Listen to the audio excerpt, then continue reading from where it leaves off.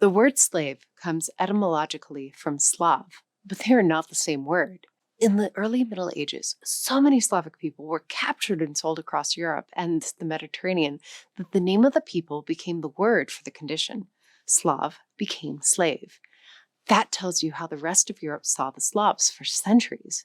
A people on the edges, conquered and traded, barely worth recording.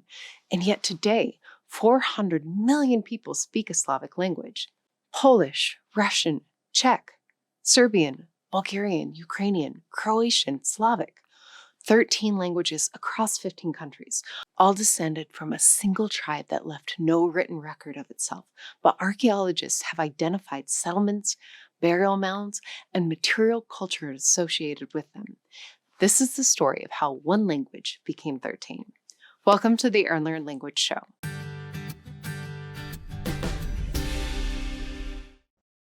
The strange part of this story is that the Slavs are one of the largest language families in the world today, and one of the most invisible to history before about 500 CE. They appear in the recorded, almost fully formed, already spreading. And here's the thing that makes Slavic languages genuinely useful for anyone learning one. They share more than people realize. Crack one, and the others get dramatically easier. That's the philosophy I keep coming back to with AirLearn. You don't need to learn a language by memorizing words in isolation. You learn it by understanding how it works and where it came from. If you've been sitting on a language and haven't taken the leap, this is your nudge. Link is in the description. Now, how did one tribe become a continent? The Slavs are one of the strangest cases in linguistic history. Almost no other major language family on Earth is as poorly documented in its earliest phase. By the 6th century CE, Slavic-speaking peoples were moving across Eastern Europe at remarkable speed. Within 2 centuries, they were everywhere, from the Baltic down to the Aegean, and the rest of Europe had barely heard of them. The Slavic homeland sits somewhere between Vistula and the Dnieper rivers, across what is now Poland, Belarus, and western Ukraine. The exact location is still debated. There is no Slavic equivalent of Rome, no founding city, no origin story. What we know is that the Slavs expanded into a vacuum. The Roman Empire was collapsing. The Germanic tribes that had pressed against Rome's borders for centuries, the Goths, the Vandals, the Lombards, were all heading west towards the richer lands of the dying empire. They left huge stretches of Central and Eastern Europe empty. The Slavs walked into that space. By 700 CE, they had occupied a band stretching from the Baltic to the Adriatic to the Black Sea. They hadn't built an empire. They hadn't conquered a civilization. They simply moved into the territory the Germanic migrations had emptied and stayed. This is the part to hold on to. The Slavs are not the Romans or the Greeks. They didn't arrive with armies. They walked in. And by the time anyone was paying attention, they were already speaking different languages. Here is what happens to a language spread across a vast area with no central authority holding it together. It stops being one language. Proto-Slavic stayed relatively unified until roughly the 7th and 8th centuries. After that, distance did its work, and 3 branches emerged: West Slavic, Polish, Czech, Slovak, and a small surviving language called Sorbian, spoken inside modern Germany, the last remnant of the Slavs who once lived deeper into Central Europe. East Slavic Russian, Ukrainian, Belarusian.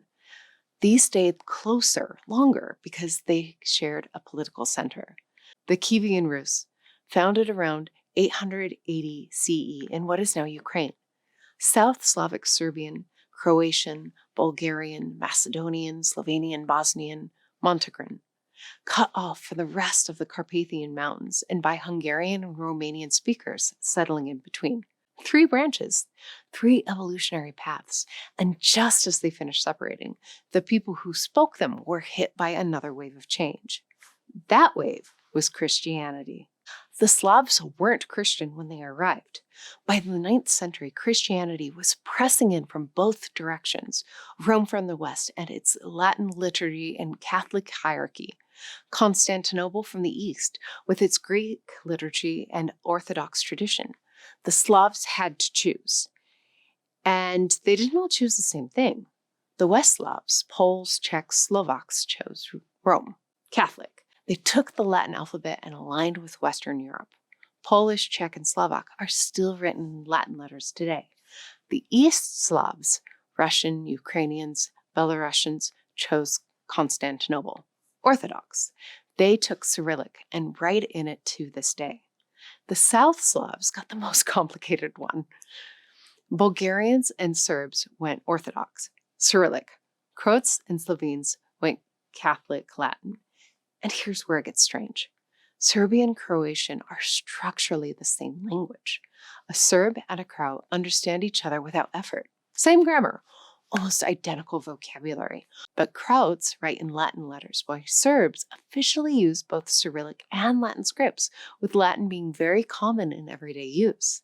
Catholic and Orthodox. Same language, 2 alphabets, 2 religions, 2 political futures. What looks like one linguistic group on paper is 2 different cultural worlds, and the dividing line was not drawn by linguistics, but by churches 1,000 years ago. How did Cyrillic exist in the first place? The answer is one of the clearest origin stories of any writing system on Earth. In 863 CE, a Slavic prince in Great Moravia in what is now Czech Republic and Slovakia asked the Byzantine Empire for missionaries who could preach in his people's own language. Not Latin, not Greek, Slavic. The emperor sent 2 brothers, Cyril and Methodius, Greek monks from Thessaloniki who had grown up around Slavic speakers. The problem was Slavic had no alphabet, no written form, and it had sounds that Greek and Latin couldn't represent. So Cyril invented a new alphabet from scratch, designed for the Slavic sound system. He called it Glagolitic and used it to translate the Bible and the liturgy into Slavic. After his death in 869, his disciples later developed a more practical script, primarily based on Greek uncial letters with some additional characters from Glagolitic. They named this new script Cyrillic in honor of their teacher, Cyril. That alphabet is Cyrillic, used today by Russian, Ukrainian, Belarusian, Bulgarian, Serbian, Macedonian, and dozens of non-Slavic languages across Central Asia. Almost no other major alphabet has such a clear origin. We know the year. We know who made it. We know why. Cyril and Methodius are remembered as saints in the Orthodox tradition and patron saints of Europe by the Catholic Church. 2 monks who created the writing systems hundreds of millions of people still use. By the year 1200, the East Slavic world had a clear center. It was not Moscow. It was Kiev. The Kievan Rus was the wealthiest, most powerful Slavic state, sophisticated Orthodox culture, an economy built on trade with Byzantium and the unity among the East Slavic peoples they would never fully recover. Then, 1240 happened. The Mongol Empire swept west across the Eurasian steppe and reached Kiev.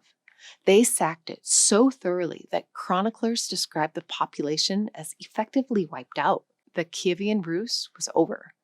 The Mongols then occupied the East Slavic land for the next 240 years, and different regions fell under different rulers. The southwest, now Ukraine and Belarus, came under the Grand Duchy of Lithuania, and later Poland.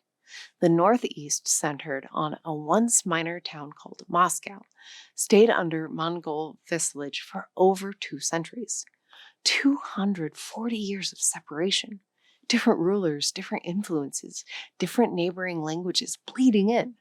By the time Moscow threw off Mongol rule in 1480, the 3 East Slavic peoples had become 3 cultures speaking 3 languages. This is one reason Russian and Ukrainian are far less mutually intelligible than people assume. The 2 share less in common than Spanish and Portuguese do. Ukrainian and Belarusian are closer to each other than either is to Russian because they spent centuries together under Polish-Lithuanian rule. Russian is the outlier, shaped by the Mongols, then flooded with French and German vocabulary under Peter and Catherine the Great. The Mongol invasion didn't just destroy a kingdom, it split a language. Here's the part of the story still being written. Whether something counts as a language or a dialect is not a linguistic question. It's a political one. The Russian Empire knew this. So did the Soviet Union. For 2 centuries, the official position was that Ukrainian and Belarusian were not languages, just dialects of Russian. This wasn't a linguistic claim. It was a tool. If Ukrainian was a dialect, then Ukraine had no language of its own, no distinct identity, no claim to anything separate from Russia. They backed it with policy. The Ems decree of 1876 banned publishing in Ukrainian. Schools were suppressed. Writers were persecuted. The goal was to make these dialects disappear. They didn't. And today, every linguist agrees Ukrainian and Belarusian are separate languages with separate literary traditions and grammars. The dialect framing was an empire's tool. The languages were always there. The same drama played out in Yugoslavia from the other direction. Serbian, Croatian, Bosnian, and Montenegrin were officially treated as one language, Serbo-Croatian. Same grammar, same vocabulary. Most linguists still consider it one language. Then Yugoslavia collapsed in the 1990s, and several new countries emerged where there had been one. Each needed a distinct national identity and national language. So Serbo-Croatian was officially split into 4 distinct standard languages: Serbian, Croatian, Bosnian, and Montenegrin. Linguistically, they're the same. Politically, they're 4, and the dictionaries are now being deliberately pushed apart to justify the claim. The dialect question is always political, and it never stays settled. The word slave comes from the word Slav, because for centuries, Europe saw the Slavs as people on the margins, conquered, traded, barely worth writing down, and yet, one tribe, 1,500 years ago, 13 languages today, 2 alphabets, 3 religions, 15 countries. They built one of the largest language families on Earth without planning to. They got an alphabet from 2 Greek monks trying to translate a Bible. They lost their cultural center to the Mongols and never put it back together. And they're still fighting over whether their languages are really their own or just variants of someone else's. Every one of these 13 languages traces back to a single tribe that walked into the space the Romanians left behind and decided to stay. The Slavs didn't conquer their way across Europe. They walked in, and the languages they left behind are still arguing about who they really are. If this makes you want to actually learn a Slavic language, Russian, Polish, anything on that family tree, that's the moment AirLearn was built for. The hardest part is showing up. Pick one. Start. Links in the description. See you in the next one.